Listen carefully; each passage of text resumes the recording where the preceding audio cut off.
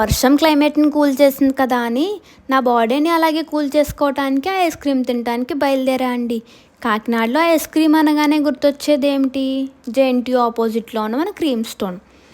వీళ్ళ అంబియన్స్ అయితే లోపల కిరాకు ఉందండి. అసలు సిట్టింగ్ ఏరియా అయితే మీ ఫ్రెండ్స్ అండ్ ఫ్యామిలీ మెంబర్స్తో చిల్ అవటానికి బెస్ట్ స్పాట్ అనే చెప్పాలి. మెనూ కార్డ్ అటు ఇటు తిరిగేసి ఏం చెప్పాలో తెలియక ఎప్పుడూ రెగ్యులర్ ఏం తింటాం రా బాబు అని కాసాట ఆర్డర్ చేసామన్నమాట. ఈలోపు వీళ్ళ మేకింగ్ ప్రాసెస్ చూద్దామని ఇలా వచ్చాం. ఎప్పుడూ ఐస్ క్రీమ్ తిన్నవాడు కూడా వీళ్ళ మేకింగ్ ప్రాసెస్ చూసేటప్పటికి టెంప్ట్ అవుతాడు. అంత యూనిక్ స్టైల్ ఉంటుంది అనుకోండి వీళ్ళ మేకింగ్ ప్రాసెస్లో. వీళ్ళ మేకింగ్ ప్రాసెస్ కంప్లీట్ అయ్యేలోపు మన ఆర్డర్ ఎప్పుడు వస్తుందిరా అని వెయిట్ చేసేస్తాం అనుకోండి ఈ క్రేవింగ్స్ చూసి. ఈలోపు మన ఆర్డర్ వచ్చేసింది.